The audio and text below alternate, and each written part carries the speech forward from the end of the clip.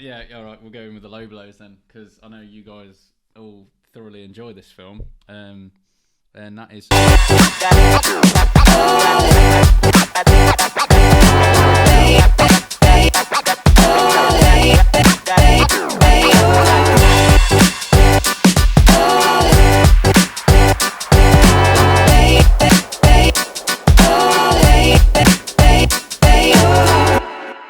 Good morning, good evening, good afternoon, and welcome back to Lost the Plot. You are here, you join us with another best of, and today we are talking about the best of the worst sequels. Rolls off the tongue, gentlemen. Rolls off the chong. No chonging here, ladies and gentlemen. No chonging here. But yeah, we're each going to bring to the table a awful sequel. And I mean, to be fair, those that have been watching for a while now can probably guess what we're going to mention. I think it's sort of. I mean, it makes a change anyway, because I think the best ofs were obviously, it's quite a positive thing to talk It is, about. yeah, it is positive. But we do like. But not today. We do end up moaning a hell of a lot. So Put a It's probably, yeah. it probably fits it. Yeah, we're quite pessimists at heart, aren't we? Every single one of us. There's nothing but darkness, really. We're all going to die one day. So on that note, James, what's your worst sequel?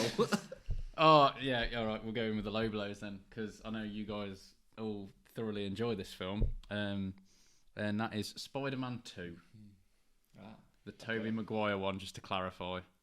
I could have obviously gone with No Way Home, but that was a bit obvious, really, wasn't it? I think I've pissed and moaned about that one enough. What? You don't like No Way Home? Funny enough, I don't. I can't believe it. Oh my God. Let's just keep rolling with the Spider-Man one, because they can't seem to not fuck it up. You're the only one that has this opinion, James. Well, the fact that I preferred the game, and I'm not a gamer, to the movie says quite a lot for me. For a start. The game Spider-Man 2. Oh, yeah, It's really beautiful. Like, No, it just purely from the fact that I can remember watching that as a kid, thoroughly enjoying the first one, because I think, as we can all agree, that is a great movie. And it just really didn't have the charm for me that the first one did. And I remember generally just being bored out my tree watching it, being like, is this really what they're doing now? I don't know what, it just did not captivate me at all. I think it's a more character-driven film, which is what makes it so good, in the sense that it wasn't this stereotypical, "Wow, let's fight all the time and let's do ridiculous things." We actually saw a different Spider-Man, and the character of Peter Parker sort of flourish a little bit more, and that relationship with his family, as well as that sort of role model he had in Dr.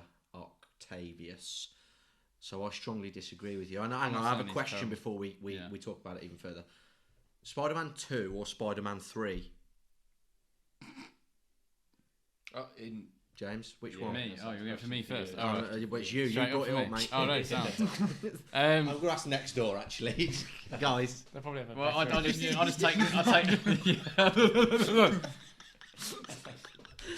I just see Spider-Man 3 as a pure comedy film, so it's a lot more fun. So you're There you choosing go. Spider-Man 3 over Spider-Man 2? I will have more fun watching that film. Oh, Hey, to be fair, it's actually staggering that like the second one doesn't actually feel. I'll redact that straight away. It does actually sort of. I feel instantly like forgot his everything kind of that happened in it as well. Like when I watched it, and nothing stuck with me. Dr. Octavius steals a bank. He's so good. I'm not saying he's like bad at all. No, he That's doesn't the steal a bank. He steals from a bank. Actually, I'll give you a whole point bank. there. Yeah, I was going to say. It's now impressive. that would be memorable. And the train sequence is really good. The train sequence is fantastic. Incredibly memeable. I will actually like. It's incredibly what? Memeable, isn't it? Now Okay. Yeah. that's all I remember it for, because everyone's just plastered it over with his face. Like, I will actually like clarify the point that I think you're going to make anyway. Go on. That you don't actually you actually agree with like Doc Ock being good. oh yeah. Good character and the performance being. That partly annoys me because he was a that's great what I mean, casting for like, it and everything. It's not like you just wipe it out completely and you're just moaning about it for no reason. Just does not tickle the pickle in any way whatsoever. I guess. Just again the fact that 9-10-year-old me was like, who at the time like loved Spider-Man from watching the first film because it was only like one of the big superhero films at the time, really, wasn't it? And the fact that second one should have been still got me in that sort of frame of mind, and it just, if anything, it just turned me off from it. Wow. Have you watched it since you were a child? A few times since, yeah, and it's still had the same effect. It's never. It's the one I've seen. I think a lot of people, probably because they like it, they go back to that one. But literally, just by chance, I've definitely seen that the most. Have you? All of them. I've seen the first one the most, probably. And it's just weird. It's like it always just gets churned up somehow or another. And I'm not just doing this to like split the table again. But coming back to that sort of like the original experiences growing up with it, when it hit, because obviously this was before. It was like obviously like there was the X-Men films as well, so it was getting that sort of like start to everything with superhero movies, and like just before how are we bringing these back? Are we going to do this kind of like in the 90s and everything? Everything was just like, we want to get away from all this cheese, but then at the same time it's like we still make a superhero film. What do we do? So obviously it was that kind of like getting to grips with everything. So it definitely sort of like stood out against that, because I imagine like Spider-Man, the first one was kind of still a bit of a safe bet. It was definitely like a reinvention. But then I think by Spider-Man 2, it's like, okay, well, we can do something else now. We've got this now, and like everyone's supporting us, so let's just do the story. But yeah, from the first experience of like watching them in the cinema, it's more in hindsight of going, that it's absolutely mad that even at the age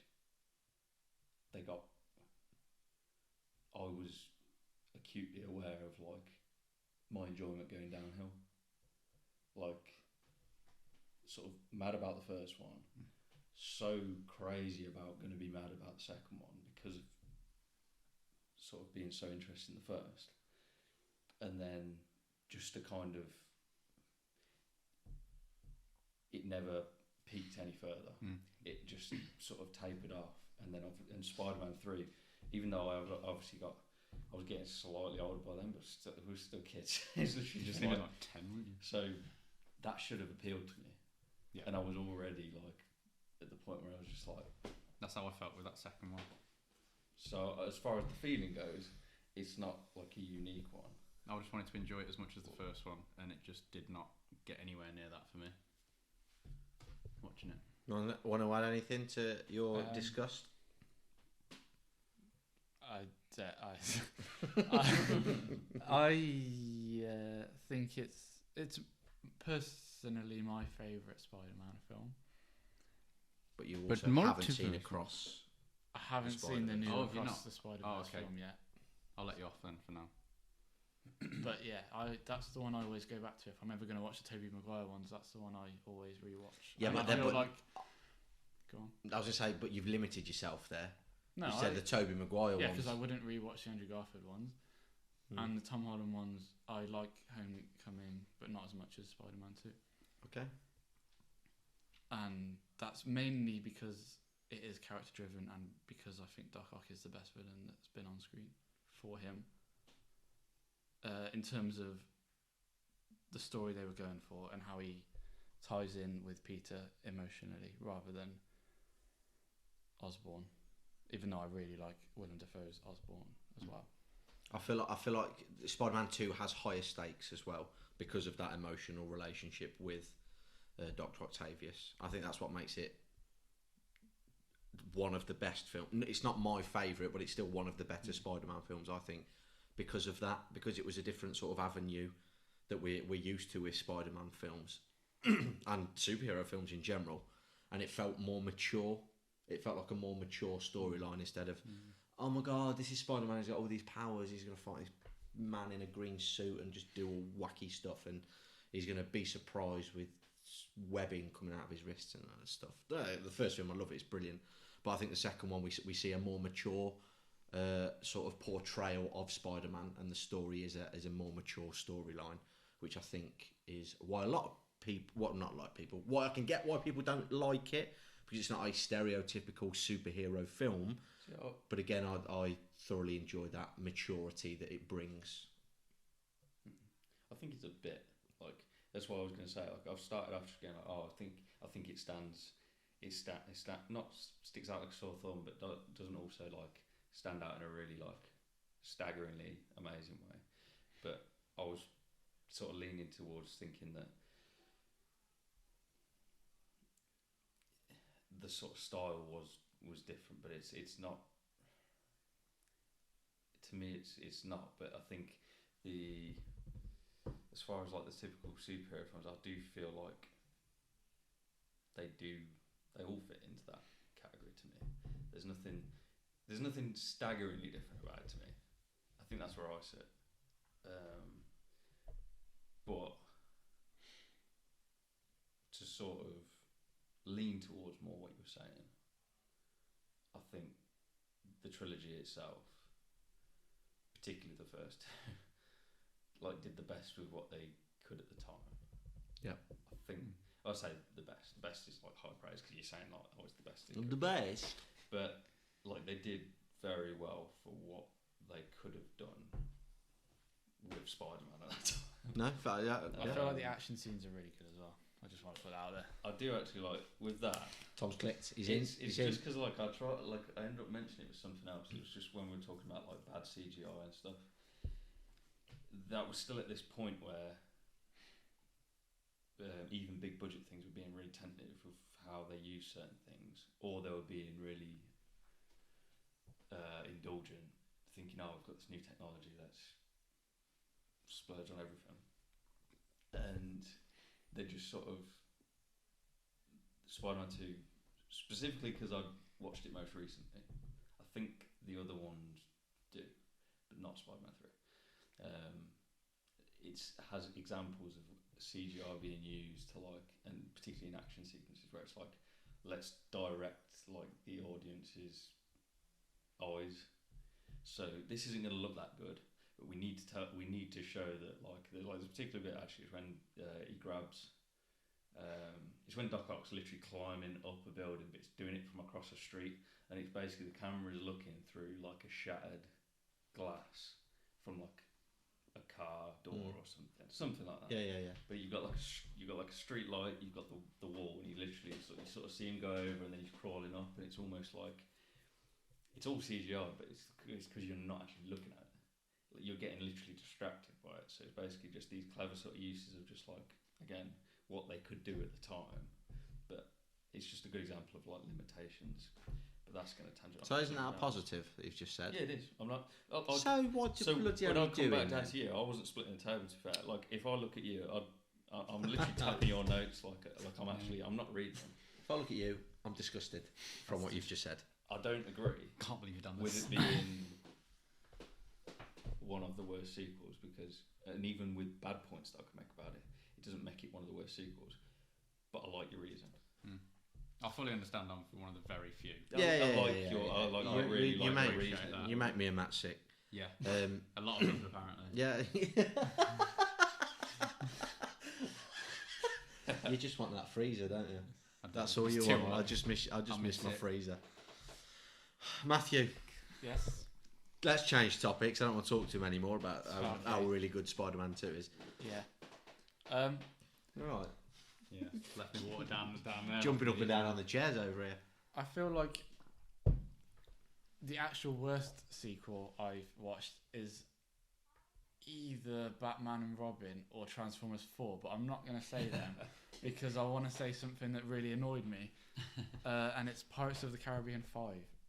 Is that Salazar's Revenge? Yeah, that one. Or Dead Man Tell No Tales for whatever country you live in. It's got 2 titles. Has it really? I'd give up on it by that point. Yeah.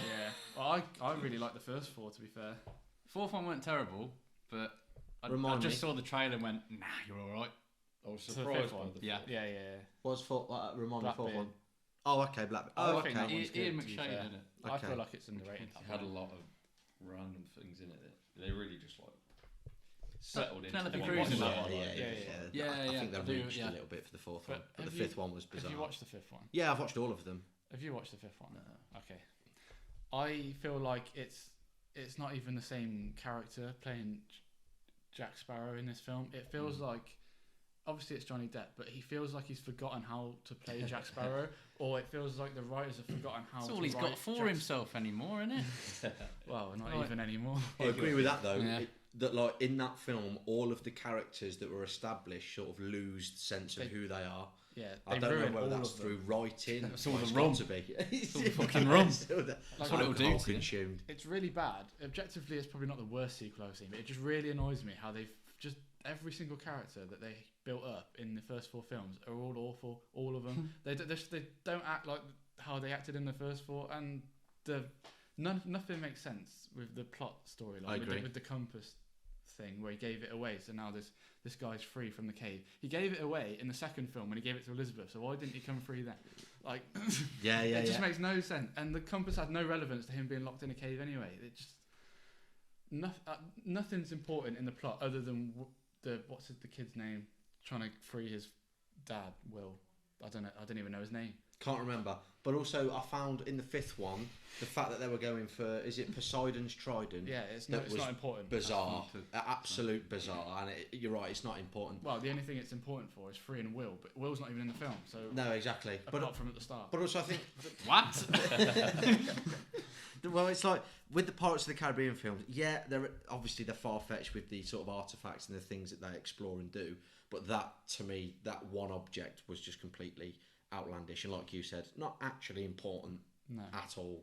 And the jokes don't land. I didn't find myself laughing at anything. No, it's cringy, isn't it? Very cringy. And everything that makes Jack Sparrow good in the first 4. So he acts stupid, right? And but he's really clever. Like everything he does, he pretends to be stupid, but has a plan for everything. Yeah. And it comes through the first 4 films every time.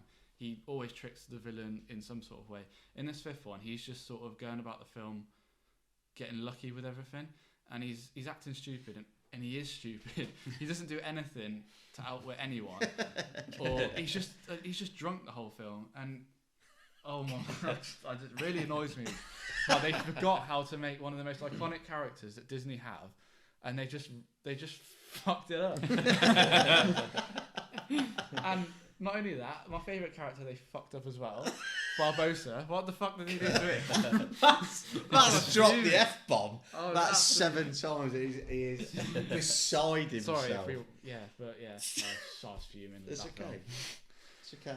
What a solid trilogy that first 3 were. Yeah, I really like even the 4th one. Yeah, let's talk about the positives. Everyone- briefly, everyone- cheer Just to him bring a it little back bit. up, yeah. Like, everyone yeah. carried that same sort of like energy at that time where it was literally just like rolling into the next film. Yeah.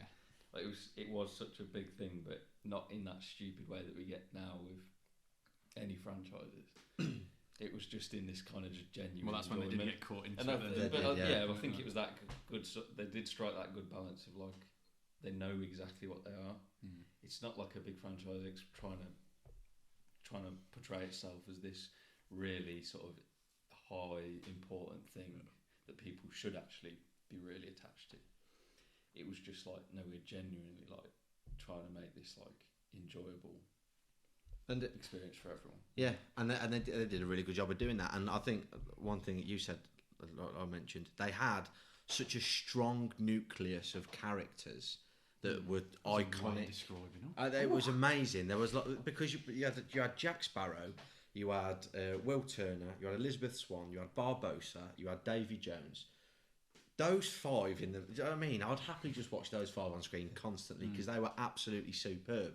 And then in the 5th one, they just lose sight of all of that, and it's awful. They just feel like different characters. They do. They just don't. It's just not part of the same world. I just refuse to believe it's canon. I think with I think Who's the villain 5th in one, that, sorry?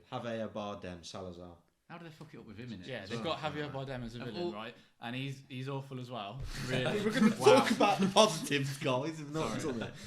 Go on, Matt. I can't even understand a word he says. Because they make him sound proper like wispy because he's Yeah. a ghost like. Oh, And it just okay. comes across as cheesy and cringy to me, and he's not threatening at all. Jasper. Yeah, It's like that all the time, just Yeah. whispering. I actually Talk can't understand normally, what he mate. says. I have to put subtitles on just to watch that film. So I actually don't know what I'm saying. You watched it last night just to get really angry. No, I actually haven't watched it again. I just remember everything from the first time. You should put it on in the background when you go if to the I had- gym and just yeah, hit PBs all the time. I can't understand a word you're saying. Maybe on the bench. It's not a bad idea, actually. Audio in. I think we need to move on, Matt, because Yeah, yeah. burst a blood vessel if we carry on. Yeah. I'm going to go next. You sure? Positive. Positive. And I'm not as angry as Matt is about it, but I still was so annoyed by it, but not to that bloody extent. And it's Thor: Love and Thunder. It ain't, is it? And it has Thought to it was be. about time. It's been nearly a year. Yeah, Someone had to it's mention it. Yeah, we've got to. That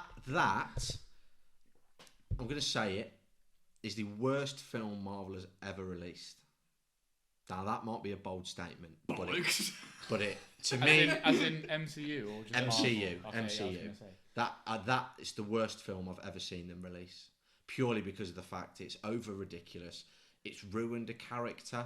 I don't think it knows what it wants to be. There's no real character arc or development that's got any weight to it whatsoever. They wasted an impeccable villain and an impeccable actor in Christian Bale, and it's absolutely ridiculous. And Taika Waititi lost his job for it, rightfully bloody so. He should be hung in Disney by his ankles, not dead, just by his ankles, and we should throw rotten fruit at him for being such a tool.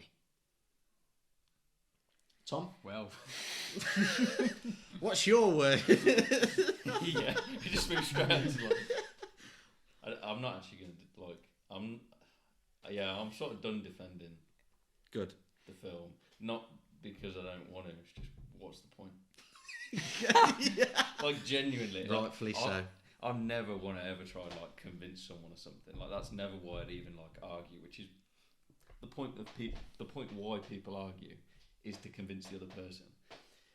I just hate that because it's just you're not getting anything out of it. you do remember Eternals was a thing, yeah? I thought that The was Multiverse better. of Madness. Again, better than Love and Thunder. All of them. And No Way Home. All of them. I see. Like you really don't like that I film. fucking The can't first stand half I think's poorly written. The second half I think's really good storytelling. It does come to do like this thing with like directors because it is just this weird tipping sort of thing that you can never get on the right side of. It's like they literally have that title, have that job, put in a hell of a lot towards a very specific goal, Mm-hmm. and then at the same time, and basically are responsible for all these other people. But then all those other people are still responsible for doing their job. But the point is, you get this director take on that title that ends up being like, oh, if this goes wrong, trying to think of any other way to say wrong that wasn't horrific, but Poorly. Bad. But if you, Not so well. but basically, like they're the ones that take the brunt of the abuse. Or they don't take the brunt of the abuse. They take the abuse, and yes, they sign up for it. But at the same time, it ends up getting sort of like misdirected. Like I completely agree with the fact that they have literally they signed up for that. They signed up for the abuse. Whether it literally gets like whether a film gets like loved or hated, they've literally given everyone free ride to just basically do whatever they want, and basically to all the other people that worked on it and are maybe responsible for the vast majority of the mistakes, they're just like, no, this is on me, when a lot of the time it's not. No, but he should die on his sword. As should Chris Hemsworth and never And return he's just an to example. the character of Thor ever again. That's a bit dramatic. It was actually interesting, like, But he will not come back. I know it's very much directed in its favour, because why would you be honest? But it was partly to do. I think there was something in like there was definitely in the making of, and that's why I mean it's always done in the favour of the film. Like they're never going to say anything bad about the film in those making of sort of things. But there's definitely other examples of it, and I never realised, but like how much sort of Chris Hemsworth was like on board with a hell of a lot of the things that have happened throughout, basically.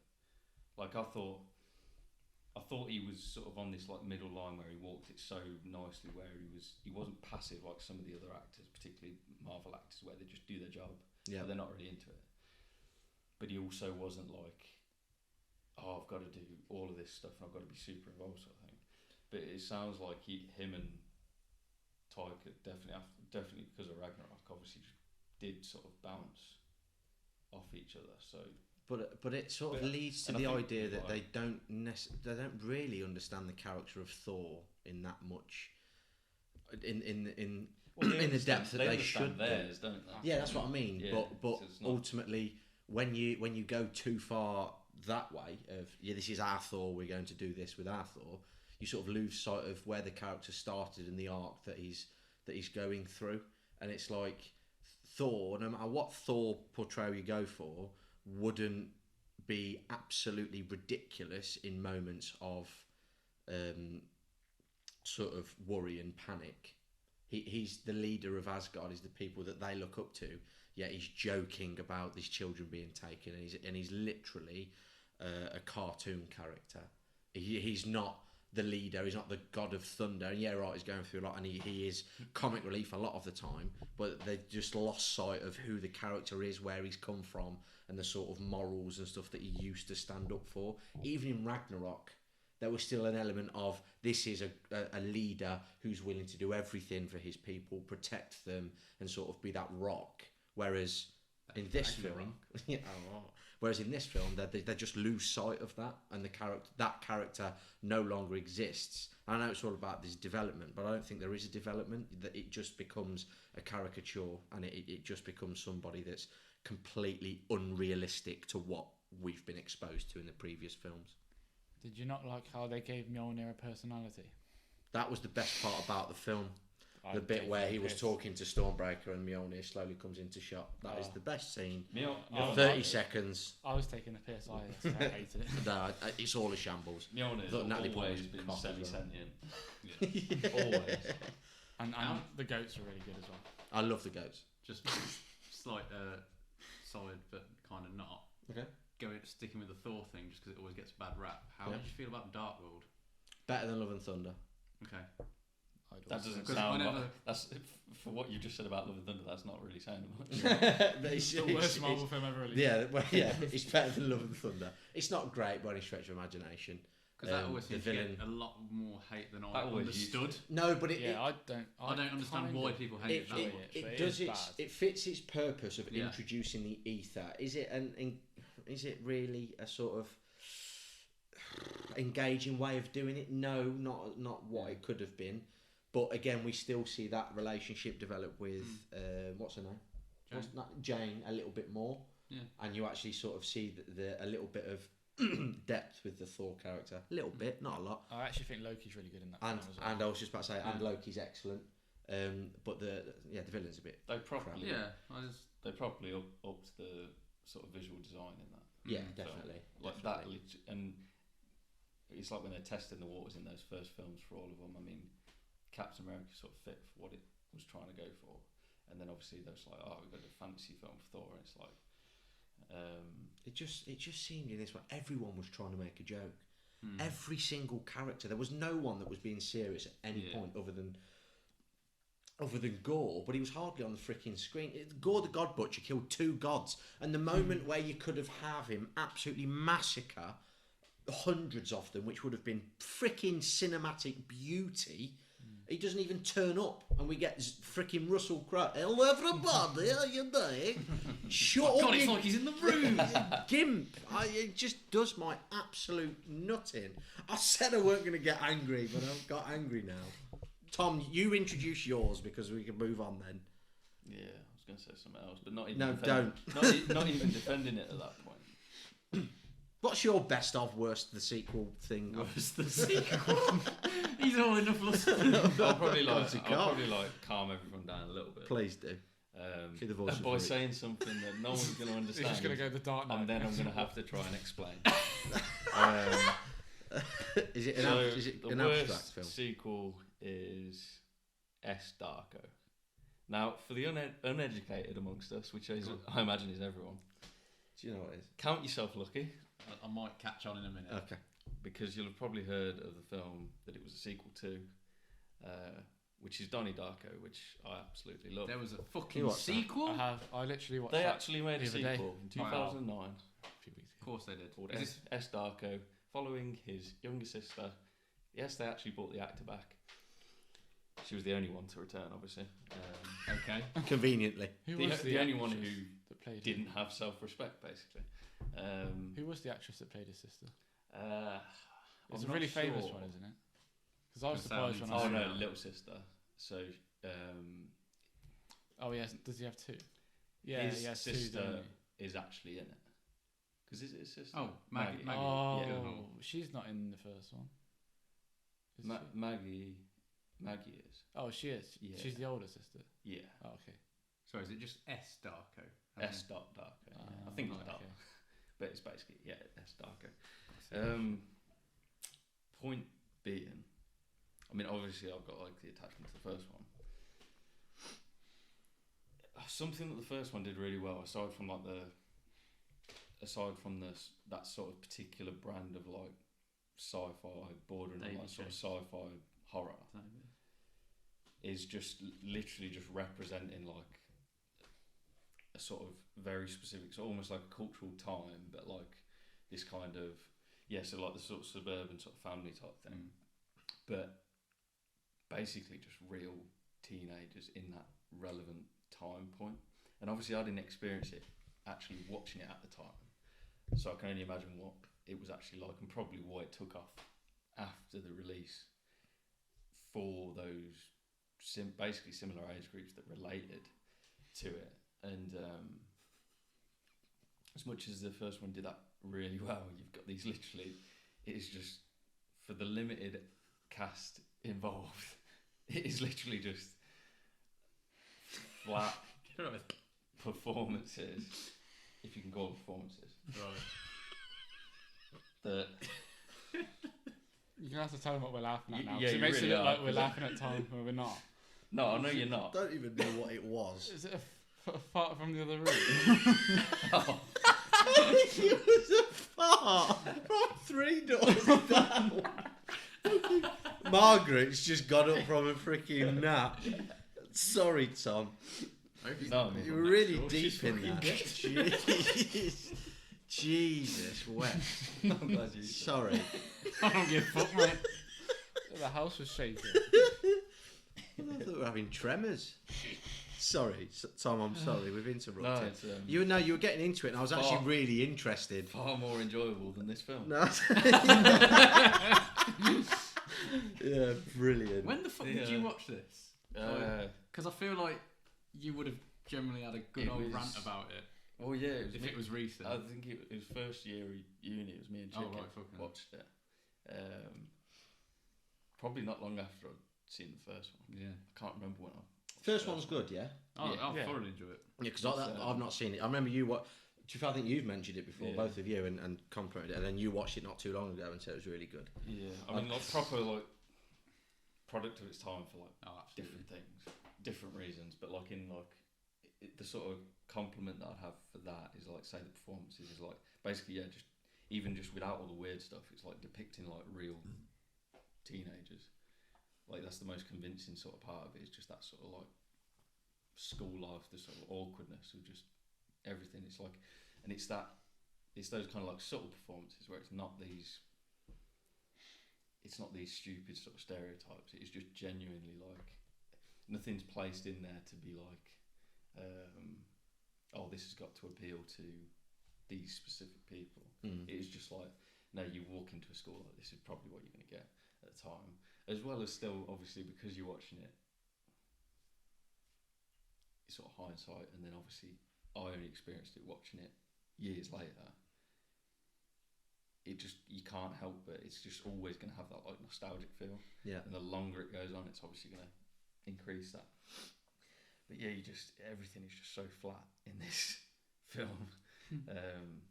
It's just so unbelievable, and it's like, I mean, you can't blame the actors too much, because like selling the horrific writing is a tough job. I'm guessing that there was no grounds for a sequel before Donnie Darko was released, or was there? No, not really. Like it is one of those sort of closed books, but it'd only be one of those things where, yeah, of course there's clearly a possibility for anything. Yeah. It would just, you can only imagine it being the vision of the person that made the first film, and that goes to actually one of the points is what's his name? I think it's Richard Kelly who directed it, and he denounced this sequel. Directed what, the first one or the second one? Donnie Darko, the first one. But basically it was a case of like, people were already unsure about it, but it was a case of he was clarifying like, I'm not involved. And that obviously really set the ball rolling on how unsuccessful the film it was, because people already knew. Well, like obviously anyone that was into the first one is going to be interested in it, but then knowing he had no involvement whatsoever, and then knowing he was specifically vocally removing himself from it in terms of any responsibility, it's just like, says everything, doesn't it, really? well, yeah, no one's going to actually appreciate this. But just on every level, I mean, there's certain elements to say like sort of CGI, and just like in Donnie Darko, where it's just like, because you're tipping on this kind of what's delusion and what's reality, these kind of sort of unsure aspects of like a character, but then basically placed in this kind of accessible format. When you throw in some of these sort of crazy visuals, where it's just like, and it's not much, but there's these odd aspects of it, you don't question it. Like you can watch it now and you know that it's still just like of its time, but it's almost like I've said before about, it's when they know their limit. They're not just going to do this like, just because it's a weird film, they're not just going to do this mad CGI sequence if they've not got good quality ways of making those images and stuff. This went out the window, and obviously this was 2009 when they made S Darko, I think. Shitty Darko. But this was already past the point when like a lot of like stand for shitty. CGI was up in its game, but it was like only if you were like could sort of pay like a big budget, and this obviously wasn't. But they rely on it too much, and I mean you've got this. It explains exactly all the stupid stuff that you end up seeing. The bit that always sticks in my mind is this thing that they keep referring to like this tesseract at one point, and obviously like, brilliant. And you've basically got this like glowing, like if you see like an image of a tesseract drawing, it's like the cube within a cube type thing. It's just this glowing thing just like floating through the sky, and you just, it's such a waste. It's just so stupid, and even that from the imagery, it's like what it relies on is so much of the imagery from Donnie Darko. So like, be it even like the rabbit mask, anything, and just these things which they're not even using the original stuff, but it's basically playing on this repetitive imagery.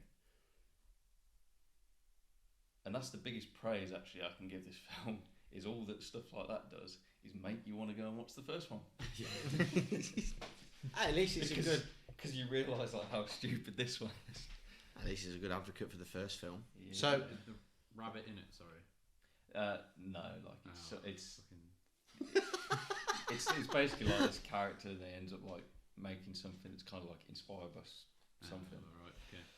Bollocks Gentlemen, well, that was you've brought us down there. Thankfully, we're sort of now at a ground level. We've reached equilibrium. Yeah, I'm definitely angry about it, but like I know. I'm pissed off to find out there was a sequel. Yeah, I didn't even know there was horrendous. something. I don't know if it was just a passing thing in an interview. I know, like I'm sure Richard Kelly has said like basically about opening up that world, but that could be anything. It's just like, I think because he set such a groundwork of that really specific sort of brand, that flavour of sort of like I say sci-fi, but it's like touching on like horror and all these just, but it's also very just normal, and that's the kind of the shining example of it is just the character, the story. And you've also got to remember, you get comes angry. back with something like that. You get angry in a very different way to what we do. We're quite expressive with ours. You hold it all in and then just. And then I'll be on the TV one day. Hopefully reviewing films. Maybe. Nothing to do with the body of the freezer. At all. We haven't got a freezer. We haven't. Yeah. Why do you think the cupboard smells so bad? Oh dear. Right, just a little recap then of the films that we've chosen for best of the worst sequel. We started off with James. Spider-Man 2. Make me sick. Spider-Man 2. Matt. Pirates of the Caribbean 5, either Salazar's Revenge or Dead Man Tale No Tale, some shit title.